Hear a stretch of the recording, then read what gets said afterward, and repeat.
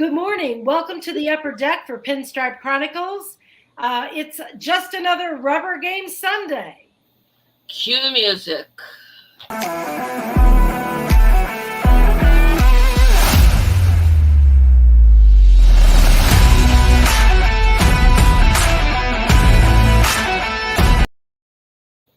And good morning. Thanks for joining us. Very happy to see already Lori and Sunil. Thank you for coming and joining us this morning. Good morning. Good morning, Chris. Good morning, Sunil and Lori. Oh my God, we've lost 3 to the Red Sox, lost 2 of 3 to the Nationals, and now 1-1 with the Rays. I'm depressed. And really, the branding line for this show was never intended to be the rubber game show. Literally all season, it feels like every freaking Sunday we're about to get to a rubber game. Yep, absolutely. And here we are again, deja vu. Yep.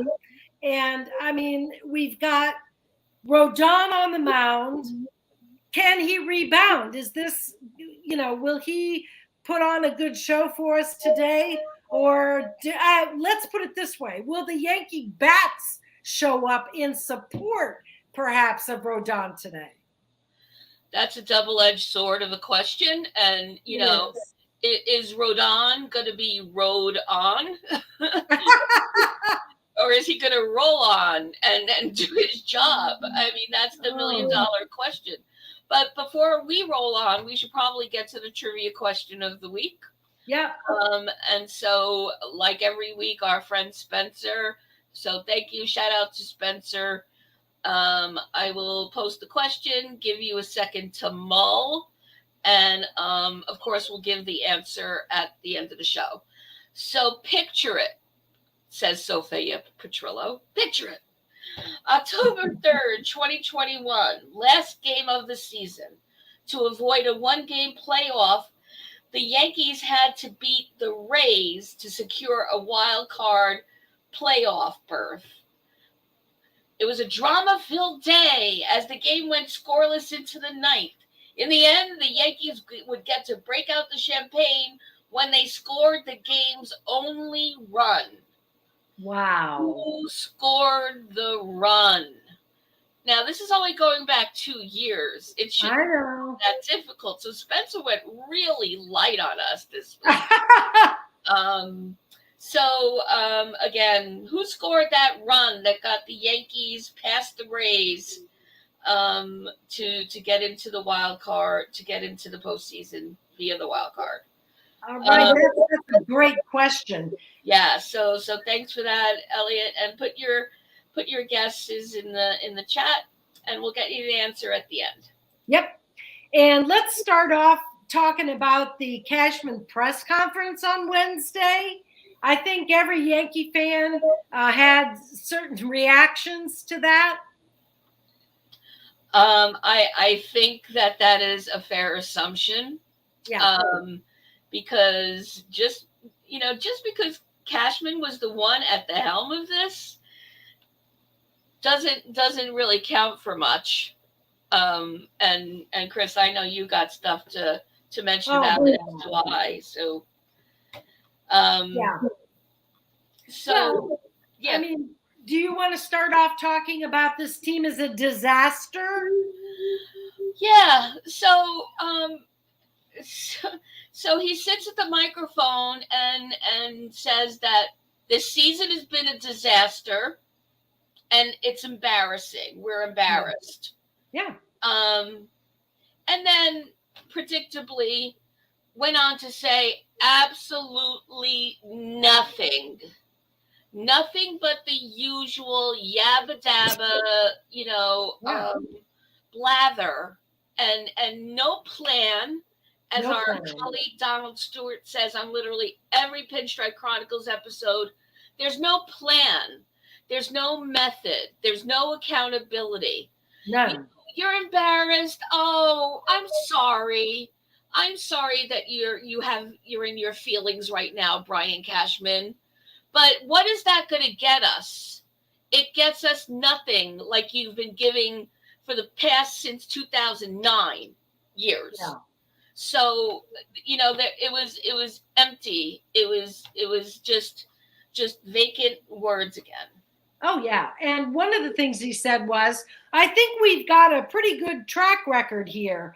We've had a real good run of success, but this is not an easy sport. I mean, all right, so we've had a pretty good run where, the Yankees have had winning records, made the playoffs. There's no championships to speak of since 2009. This is not what Yankee fans expect. No, and pretty good track record. No, sorry, not the Yankee way. Not the Yankee way. You're referring to making the postseason. No, no, not really a good track record. When we have 27 world championships, Yes. and when you look at the pace that it takes from 1903 to get to that, the gap years here do not figure well in the equation. We are not doing well, and now negative this season. Right. Because we're not getting anywhere near at this point. I'm bad at math, but even I could figure that out. Yeah, I don't think we've been mathematically eliminated yet, but we've been emotionally eliminated. I've accepted our elimination. Right. Yeah. I mean, it's time to evict him from the island or whatever. His torch needs to be put out.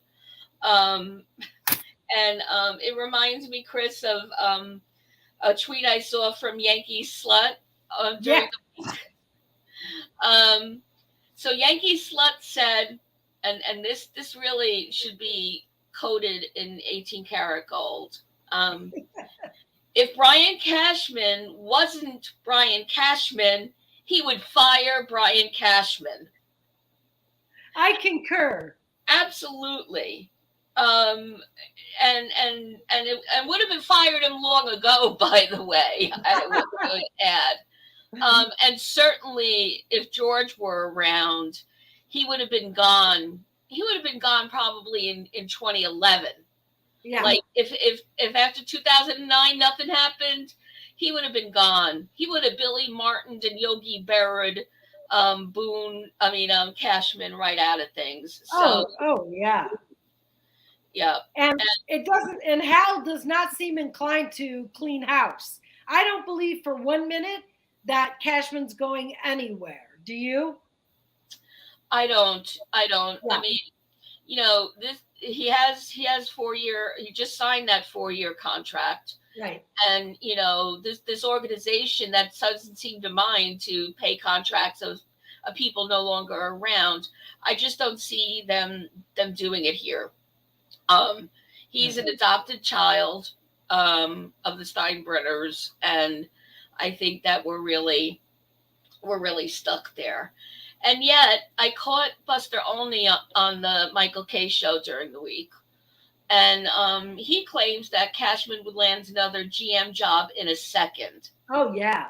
Curious to know what our friends in the chat think about that. Apparently, he's highly respected in the industry. Buster Olney even dropped the name of the White Sox as a possibility. Okay. And people on Twitter, when I reposted this, were like, "Oh, so Olney already being the mouthpiece for Cashman," and so, do you think if we had our druthers and actually got a wish granted, do you think that he would be snatched up right away? Not that I care. Yeah. Not that I care. Let him go somewhere and ask, do you want fries with that? I don't care. Yeah. I do think he would get snatched right up, but I think he deserves to work with Tony La Russa. Let the two of them annoy the hell out of each other. I laugh thinking about that combination. Oh, because La Russa is back with the White Sox in a capacity of some sort. So, man, yeah. But, I thought it was interesting. I just had highlighted a minute ago. FJ was saying that the Yankees are wasting the prime of the careers of Judge and Cole. And I really wonder specifically whether other fans in the chat think that's true. Do you think that Cole's prime is being wasted right now, especially as he's the top Cy Young candidate for the AL? What do you guys think? Yeah, come on, guys, type it in there. Let it all out. Yeah. You'll feel good afterwards. Yeah, if I were Garrett Cole, I would feel like I'm being robbed a bit. Yeah. And it says a lot about him that he is just as diligent, just as stellar. He is the orchestra on the deck of the Titanic. Yeah. That's him and Judge. I don't know who's playing the cello and who's playing the violin, but they're still there, and the rest of the orchestra is gone, and they're going to keep playing their best. So good on them. But yeah, and Rory's saying yes, it's a waste of talent. NFE is saying wasted in the sense that he gets no support from the team when he pitches an excellent game. And then NFE, that has been the absolute theme. And it was so refreshing Friday night to see Cole get that run support. Yeah. And it turns out it was an aberration, because we all know what Saturday afternoon looked like. Oh my God. That disappeared into the wind, whatever that was we saw on Friday. But yeah, that's a good question. I think I think any player would say they want a World Series, wouldn't you think? But I mean, the Cy Young is going to be awfully nice trophy to hang, or to put up on above the mantle. Yeah, and really, absent of the trophy, we're not going to see. It would just. Yeah. It would be a nice little, ointment on the wounds, and he deserves it. I mean, he's the unspoken captain of the team. He is. And frankly, I notice him more than I notice Judge in the dugout. Yeah. When guys come back, whether they're pitchers or hitters, he's chatting up with them, and that he's like saying what he saw out there and giving advice. And right. Well, let's talk about Clark Schmidt's start yesterday. He went 6 2/3. He looked excellent. Gave up 1 earned run, although 3 runs were scored against him. 5 strikeouts, no base on balls. He had a good outing. Right. And Chris, were you I hate to use the word confused. I don't want to use that anymore, ever since Hal said he was confused by us. But I was perplexed that they pulled him out at 6 2/3. I was wondering if you felt the same. Yes. Especially given the fact that our bullpen, is roasted and not as deep as it has been, a la King starting Thursday night. Yep. I don't know. I don't understand why Peralta came in for that last batter at the bottom of the 6th. And probably more of the same, where that was the plan they set up. Therefore, that was what they did. I mean, I'm sure there was something. I don't know. Who knows? No, maybe that was. I mean, last night I was on with Fortrain and Tats, and they were mentioning that really it's the only way that Boone can flex his muscles is making those calls in the game. Everything else, he's on the puppeteer, strings. So, and Joan is saying that Schmidt is a good number 5 starter. But, Chris and I were talking before we jumped on, and is he really going to be a number 5 starter, or are we looking closer to 2 or 3 at this point? Given what we've been seeing from Sevy and, everyone else that's gone. Rodon. And Jury still being out on Rodon. I think he's actually going to be higher up. Hey, everybody that joined. Hey, Dane, good to see you. Want to say hi to FJ and NFE and Lori and Karen, and Sunil. We saw you at the Thanks for top. joining, everyone. Yep. DJ LeMahieu is trending upwards. Glad to see that. He's been in the crapper for a while. So, Yep, absolutely. And Lori just asked, why was Ronnie banished? So that's interesting, Lori, because I saw a tweet wondering what's up with him, and he's not doing so good since he was sent down. His ERA is in the fours, and so I don't think they're liking what they're seeing down there with him yet. So I don't know exactly what's going on, but that's why we haven't heard hide nor hair on progress or anything. So that's the story there. yeah. But yeah, DJ's been on fire. He had the 2 home run night on Friday. It was Friday, right? Yep. He had the only 2 hits in the game yesterday. And I saw an article where he's actually crediting Sean Casey with his resurgence. Do you guys see DJ hitting differently, making more and better contact? He said there's a really great positive energy about Casey that's helping him out. So Jane thinks that, and well, I don't know if Jane's responding to something up above about pitch. Maybe it's about Marinaccio. Yeah, so probably is. So there's mixed reviews on Casey, who really had no background in being a pitching coach, was brought in really purely for being a guy's guy and being able to engage. And I'm a big believer in energy. Oh yeah. And DJ's issues, I think, thanks Dane, thanks for confirming. Yeah, he's talking about Maraschino. So I said that on purpose, by the way. I know I often say names incorrectly. It's a question to me about Casey. Are we seeing mechanic adjustments? I think in some situations, yes, and DJ is a good example. All signs, at least, are pointing to it. But I'm not so sure. To me, the jury's out on that. Right. NFV is saying that DJ is looking like 2019 DJ. Yeah. Yeah. Yeah, he's back on track, and God, we need him. We need another veteran to be, able to make some noise out there. Yep, and and that home run didn't hurt. No. So nice to see him go long. We've been seeing him, small balling for so long, if anything. Oh yeah. And so Lori, yes, please, hopefully. Hopefully he's finally healthy. Yep, and FJ, I agree.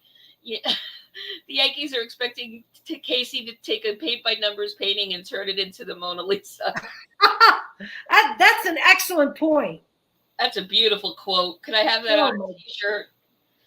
And an interesting article came out this week. Joel Sherman from the New York Post. He had a whole. He's just has such an excellent way of analyzing the Yankees and what's gone wrong, what needs to be done. He has a whole list of questions that need to be asked.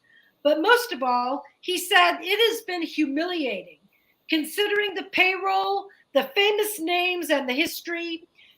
A true autopsy must be undertaken to determine the cause of death of competence. And I thought that was a death knell for the Yankee organization. That hit so hard that I had to put it on the screen. Yeah. I don't want this on a t-shirt. No. But this, first of all, what a beautifully written synopsis. That is just the perfect way to put it. Yeah. but will they? That's not even Right. a cliffhanger of a question.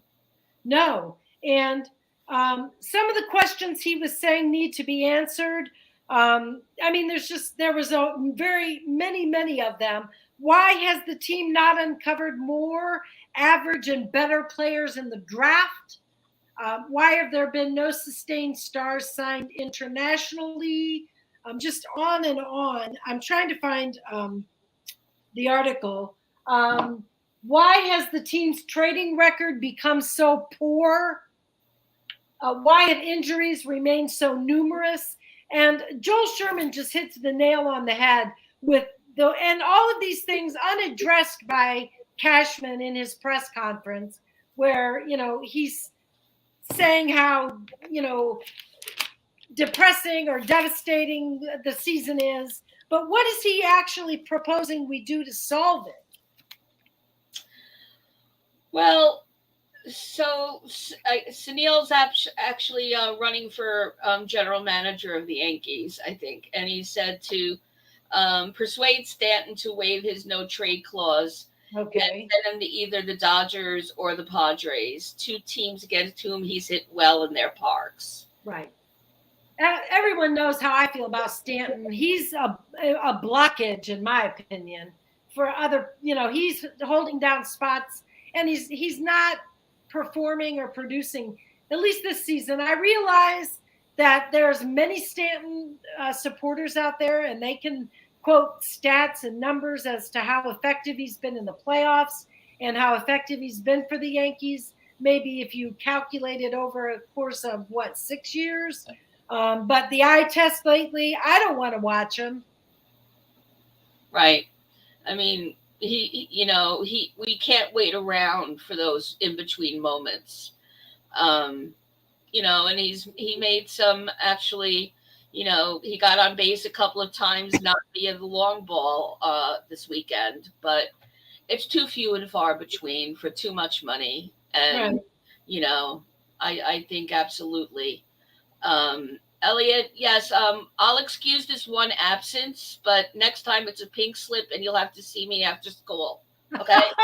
um, hey, Fortrain, good to see you, Maza. Thanks for joining. So, and what's going on with Tommy Kahnle? Does anybody see what? I mean, all of a sudden he's allowed 8 of 9 inherited base runners to score this season. He's allowed back-to-back home runs for only the third time in his career. He's not trending up.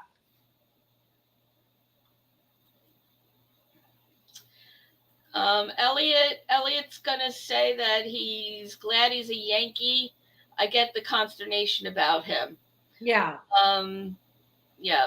I'd be happier he was a Yankee if he was producing right now. But at the plate, he doesn't even look good. No, he doesn't. And, back to Kahnle, Lori has the answer, tighter pants. Sign Lori up for a pitching coach right now. But yeah, Kahnle was a big disappointment. Yeah, he's been trending down for about the last month, and his ERA has steadily increased over that period of time. I mean, he's 1-3 in the one loss column. He's got a 1.17 WHIP. His ERA is 3. It's not. He doesn't have happy numbers right now. No. We have the chat going back and forth between Stanton and Kahnle. Maza saying about and well, this could be about either one of them, but he's a mess. I want to say the Yankees are trying to fix something that isn't broke, and he's either on the decline, not healthy, or both. Right. And I would venture to say, and that tells me you're talking about Stanton, and I say it's both. Yeah. Well, yeah, and the thing with Stanton is if just about the time you diss him, he goes on a tear. So I know that by saying this, he'll hit 2 home runs today, and I'm here for it. I'm happy if that happens. If that happens, that's the plan for every Sunday. You're going to say, we're going to just badmouth him Right. throughout the show and say we're never going to see another home run. I think that's Hey, Dev, good to see you. Thanks for joining. Um, yeah, and Spencer's on board about Canely. Remember how happy we were not so long ago when he was finally back? Yes. And are we not giving him enough of an opportunity? It's, I mean, yeah. I I I don't say I'm saying yes to that question, Yes. or no to that question, but look how much forgiveness. Oh, they need more time to stretch, you know. But yeah, he and FJ, you're right. He's another perennial injury guy, and that's the other thing. Why is the Yankees the leading organization for bringing on the wounded warriors? And what is it about the ones that come healthy when we're well known by now, Booty Bader, no shade on Bader. Yeah. We take them in casts, for crying out loud. But we're also getting guys that come in healthy and pass the physicals, and then their first season with us, we don't see them. Yeah. So what is that about in terms of the homework we do? I don't know. I don't know, but I don't want to make anyone more depressed than they already are, but Josh Donaldson may be on his way back. So speaking of wounded warriors, the bringer of rain may be coming. He's apparently going to start a rehab assignment soon. I mean, he's got 10 home runs on the year. What are we going to really sit Peraza to look at Donaldson? Will that happen?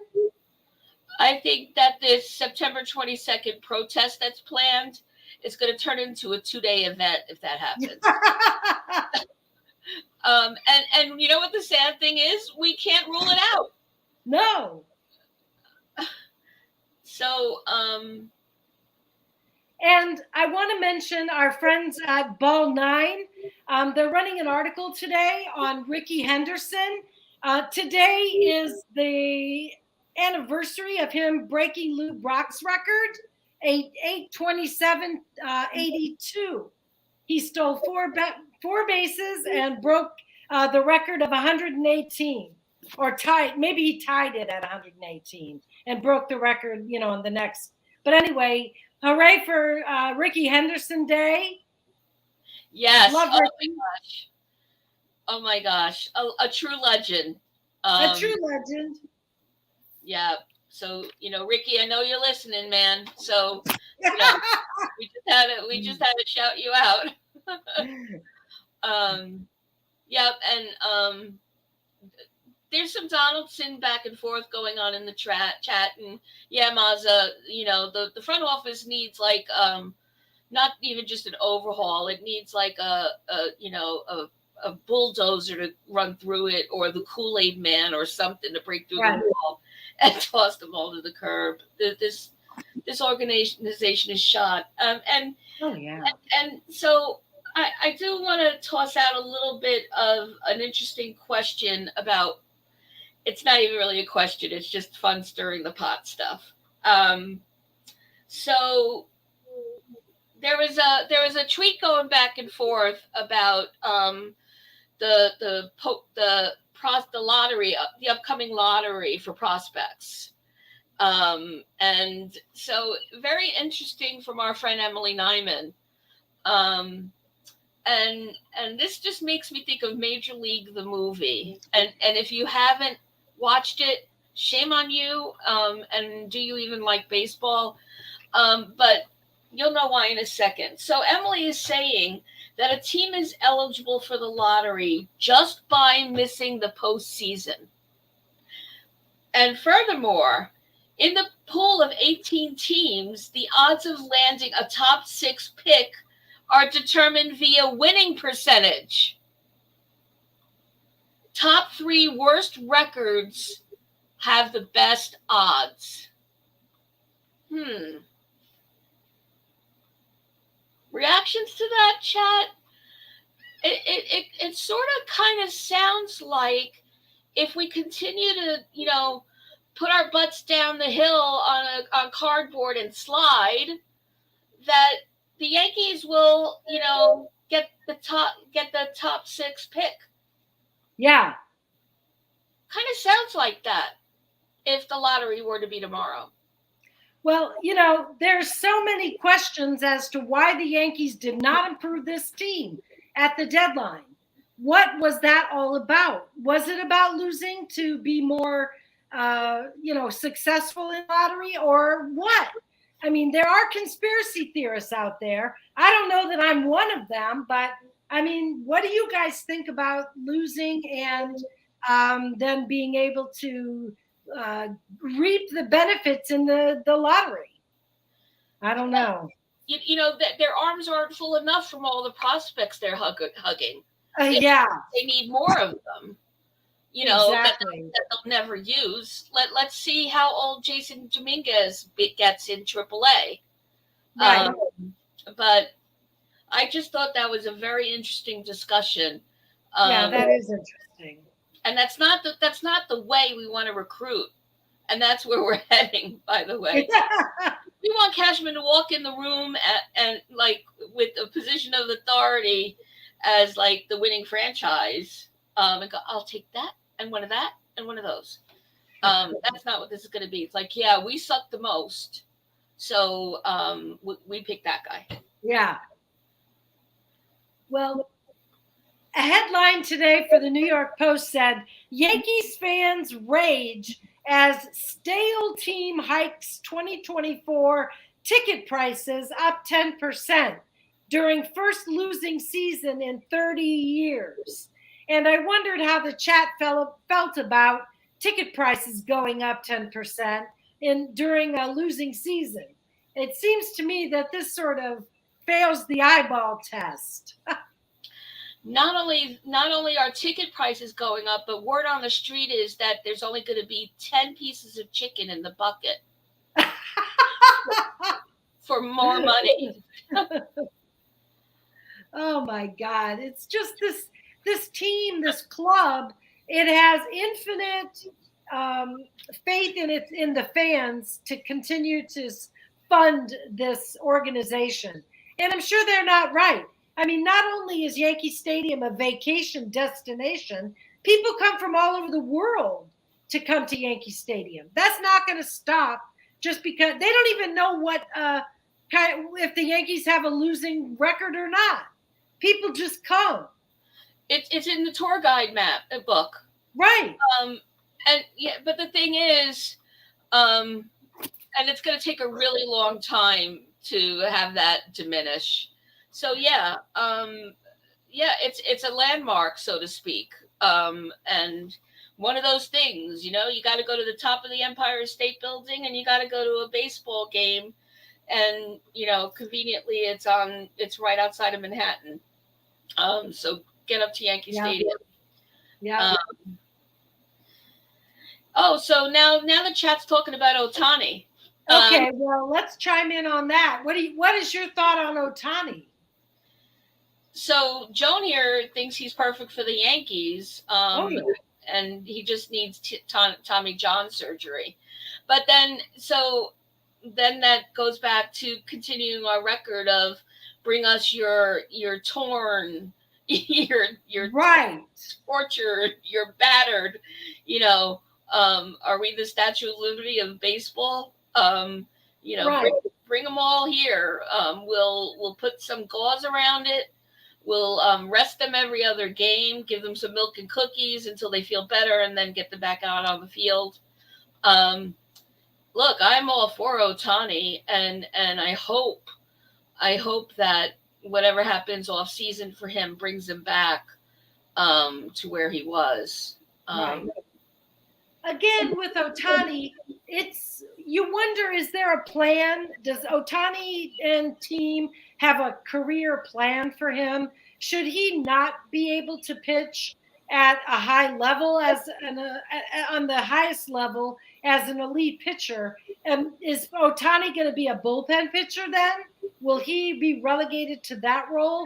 Or would Ohtani then just become a position player? Would he then take up a role in say, as a DH permanently, or maybe in the outfield? I mean, what would the Yankees do with Ohtani if they brought him over? I'm all for Ohtani coming over, but I think that there would have to be a clear plan for using him and making him successful in New York. Right. And FJ's point is, without pitching, Ohtani is another Stanton. I agree. I'm afraid of that. Yeah. Yes. And Sunil's saying, well, he's not going to be a two-way player anymore. No. And I think that's not just because if he were he to come to the Yankees, but I also think, as he gets older, it's just not going to be realistic anymore. That phenomenon just, won't be able to keep occurring. No, especially not the way it sounds like he's being managed by the Angels. There was an article that came out that they hadn't done an MRI on Ohtani when he complained of soreness and stuff like that. And then it came out later that Ohtani's team actually said that there was no need for an MRI. So it seems like that he's not being managed like as a team by the Ohtani people and the Angels people. I don't know what goes on there, but I'm not sure. I think Ohtani is a red flag.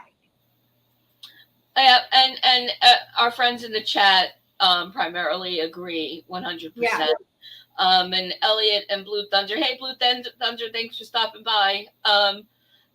Think that he doesn't want to come here, so he's not going to. I don't believe he does. Yeah, I think we're talking about it just for funsies at this point. Yeah. And it's a hot topic right now. And Karen's absolutely right. She's tired of taking chances. I think it's safe to say most of us are with these players, because the whole medical staff is suspect right now. Right. Queen and Mazza on his show last night with Tats talked about this, with the whole concussion issue with Rizzo. This medical team and the training staff really need their own autopsy, because for who they're approving to come and who they're ignoring that are with us and getting worse by the day physically. Without the right intervention. I agree 100%. Yeah. Lynn, do you want to give us the answer to the trivia question? Why, sure. And I know that there were a couple of correct answers in the chat at this. So Sunil, congratulations. For those of you that are joining a little bit late, so Spencer's question of the week was when the Yankees met the Rays for a game to determine who would get the wild card playoff berth in 2021. And in the bottom of the ninth, the game was scoreless, and there was a New York Yankee who scored the game's only run. Who was that? Who scored that run?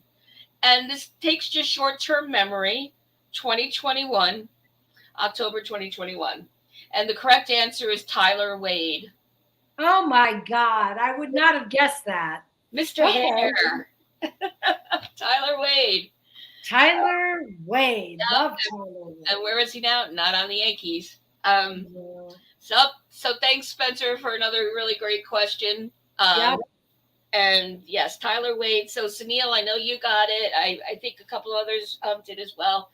And so there you go. Hey, guys, thank you so much for joining us, for enlivening the chat.